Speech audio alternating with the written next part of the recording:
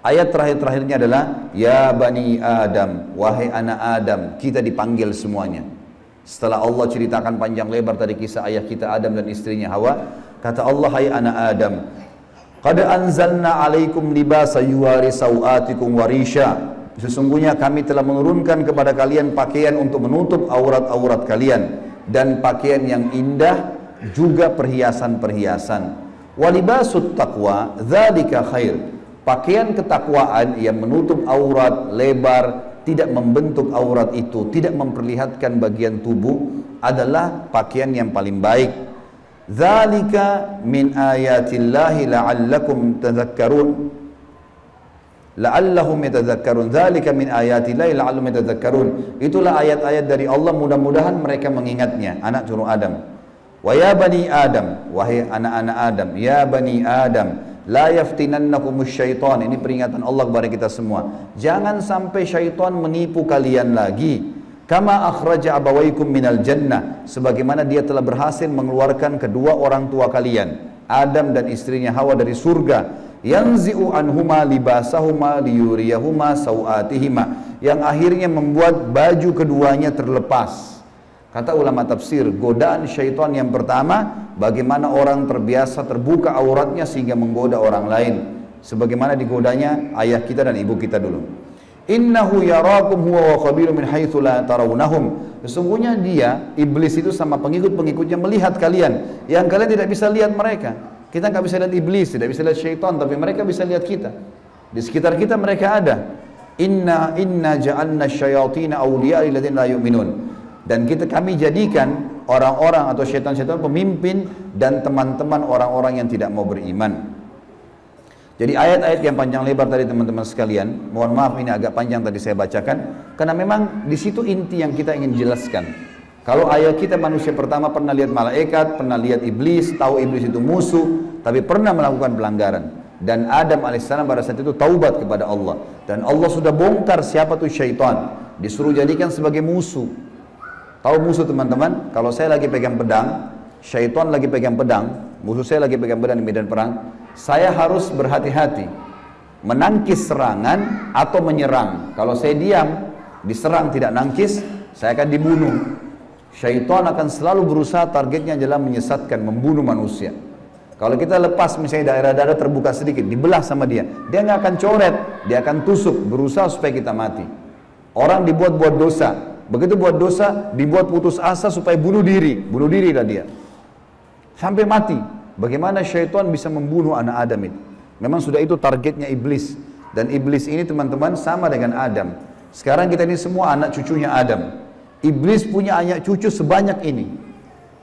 Kerjanya disesatkan oleh iblis supaya menyesatkan anak Adam. Selalu mereka lakukan itu teman-teman sekalian. Maka Allah mengingatkan kepada kita dengan hati-hati sekali. Ingat, jangan jadikan syaitan itu sebagai teman-teman kalian.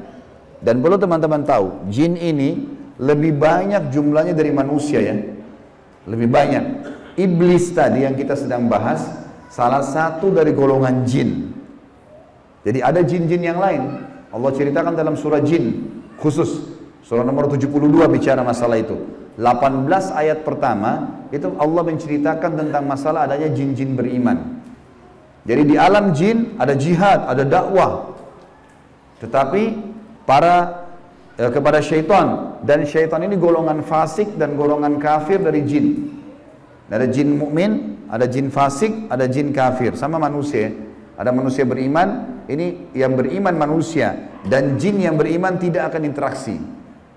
Kalau golongan fasik dari manusia dan golongan kafir, fasik maksudnya muslim tapi masih banyak dosanya. Di alam jin juga ada jin fasik, muslim tapi banyak dosanya, dan ada kafir. Di alam jin, fasik sama kafir ini namanya syaitan. Jadi semua syaitan pasti jin, tidak semua jin itu syaitan. Bisa ditangkap ini ya? Oke. Ini pemahamannya. Nah, syaitan ini dipimpin oleh iblis. Jadi iblis bukan raja jin, tapi raja syaitan. Teman-teman sekalian, semua syaitan kita disuruh jadikan musuh. Kalau datang, diusir. Kalau kita ganggu syaitan, atau syaitan ganggu kita, kalau kita diganggu oleh syaitan, maaf, bahasanya gini, kalau kita diganggu oleh syaitan, tadi saya keliru ucapin ya. Kalau kita diganggu oleh syaitan, kita harus usir. A'udzu billahi minasyaitonir rajim. Mulai ada malas ibadah, mau buat dosa, mau buat zina, a'udzu billahi minasyaitonir rajim. Syaitan lagi datang nih godain. Saya berlindung kepada Allah dari syaitan yang rajim. Rajim itu dirajam, teman-teman. Jadi kalau bahasa Indonesia terjemahan terkutuk itu sebenarnya kurang tepat itu. Tepatnya rajim itu adalah dirajam. Rajam itu malaikat ambil panah api dipanahin dia. Jadi kalau kita diganggu oleh syaitan kita bilang a'udzubillahi minasyaitonirrajim, itu Allah datangkan malaikat bunuh syaitan tuh yang sedang goda kita. Dirajam dia, dilempar dengan panah-panah api. Seperti Allah bilang dalam surah Al-Mulk, wa ja'alnaha rujuman lisyayatin. Dan kami jadikan bintang-bintang itu sebagai panah-panah untuk mematikan syaitan-syaitan. Jadi nggak boleh berteman, nggak boleh menikah, nggak boleh interaksi, nggak boleh apa-apa. Mereka punya dimensi waktu yang berbeda. Tidak boleh lintas alam. Teman-teman, kita ini manusia. Manusia sudah Allah ciptakan makanan kita. Makanan kita inilah daging, ini ayam, ada sayur-sayuran, ada buah-buahan yang kelihatan depan mata. Yang manusia bisa cocok tanam, bisa ternak, itu makanan kita. Inilah kita, inilah baju kita, inilah penglihatan kita yang kita bisa lihat, inilah bangunan rumah kita dan masjid kita. Ini alam kita, teman-teman. Untuk membuat manusia lain suka dengan kita, simpatik, ada cara manusiawi. Ya, punya pintar dalam berbicara, punya prestasi dunia, berpendidikan kah, kaya kah, suka membantu kah, ada caranya. Jangan pindah lintas alam nih. Orang-orang yang jadi dukun, jadi peramal, jadi penyamun, ini lintas alam. Dia pergi ke jin-jin itu, minta tolong. Dan ini tidak boleh. Pindah ke alam mereka tidak boleh. Dilarang sama Allah. Kalau kita pindah ke alam mereka, kita akan ditipu nanti. Kalau jin beriman, tidak akan kerjasama sama manusia. Tapi syaitan ini kerjasama sama manusia.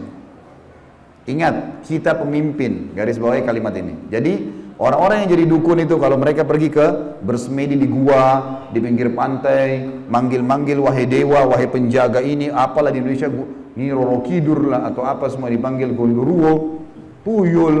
Ini semua teman-teman bahasa yang diucapkan oleh manusia karena tidak faham kedudukan dia. Dia kalau lagi bersemedi di situ, syaitan yang lewat di sekitar tempat itu muter-muter lihat, ini manusia, ini pemimpin saya ini. Nggak bisa, dia mengalahkan manusia nggak bisa. Syaitan nggak bisa kalahin kita. Syaitan hanya bisa bisik saja, buat, jangan, gini, cuma begitu, nggak lebih daripada itu. Bapak Ibu sekarang waktu mau kesini tadi ke masjid, mungkin ada syaitan bisikin, jauh, keburu nggak ya, dapat tempat atau apalah. Tapi Bapak Ibu tetap jalan. Syaitannya mau buat apa? Nggak bisa buat apa-apa, cuma bisa bisik, jangan, gini, gitu, segala macam. Cuma itu. Manusia kalau bantah, nggak bisa buat apa-apa dia. Nggak bisa syaitan menjelma cekik kita, enggak, kamu harus berzina. Enggak. Syaitan cuma bisik, itu zina, itu perempuan, itu begini. Tapi kalau saya bilang enggak, saya nggak mau. Terus syaitannya buat apa? Nggak bisa buat apa-apa, lemah sekali. Allah bilang inna kaida syaitani kana dhaifa. Syaitan itu lemah sekali. Kalau ada manusia yang tidak faham tentang kedudukan mereka sebagai khalifah, ditipulah oleh syaitan itu. Sama tadi orang bersemedi itu.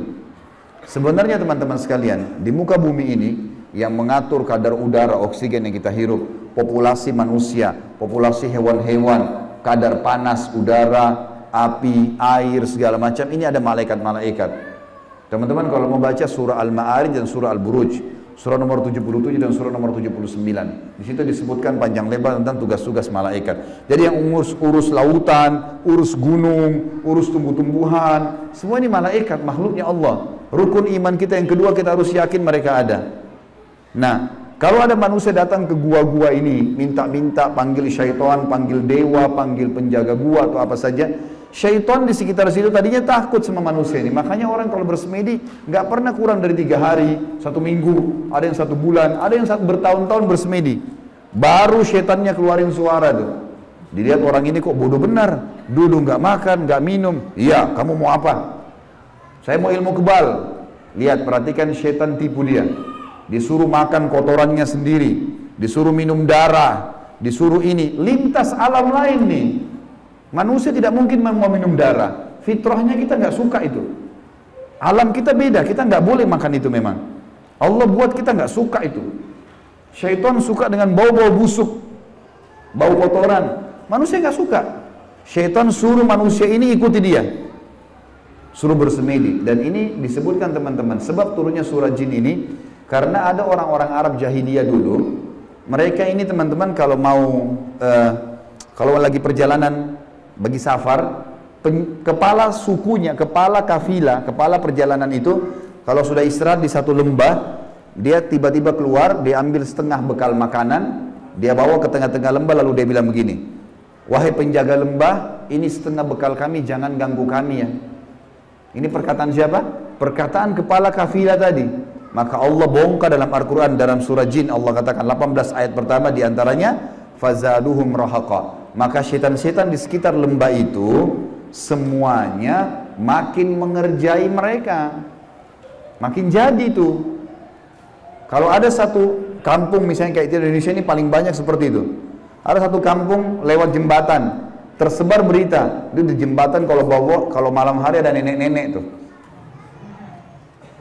Setan tunggangi itu isu. Kalau ada orang takut, makin jadi, makin kelihatan.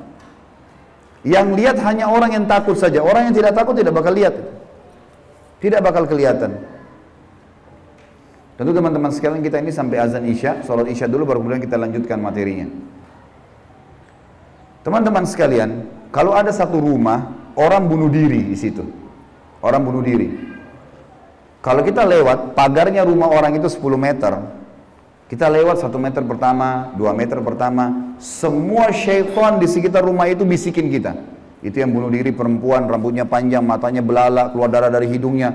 Terus, sebelum antum ini, anda ini ngelewatan 10 meter pagar itu. Dia takut-takutin. Kalau kita takut di 5 meter misalnya, balik ke sana kita lihat benar tuh. Perempuan yang gantung diri itu kita lihat, padahal sebenarnya tidak ada.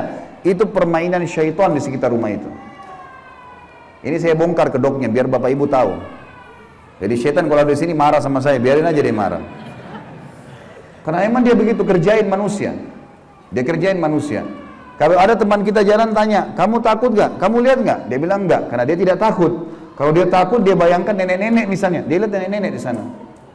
Jadi orang makin benar, makin tahu tauhid ini, makin tahu kisah awal Nabi Adam, musuh kita syaitan, Allah bilang syaitan itu lemah, tidak bisa buat apa-apa. Ini semua teman-teman sekalian akan membuat seseorang di antara kita jadi kokoh, jadi tidak mudah tergoda oleh syaitan. Dan ini makna daripada hadis Nabi SAW. Hai Ibnu Khattab, Umar bin Khattab, kalau kau lewat di sebuah lembah, syaitan tahu kau lewat di lembah itu, dia cari lembah lain. Padahal Umar nggak pernah lihat syaitan itu. Syaitan yang lihat Umar. Kok bisa syaitannya takut? Karena tahu kalau Umar ini sudah tahu sedikit ada gangguan syaitan, langsung Umar baca A'udzubillahi minasyaitonirrajim. Berarti Allah utus malaikat bunuh dia. Orang-orang yang takut saja, yang belum faham, baru kemudian dikerjai oleh syaitan itu. Seperti itulah pemahaman.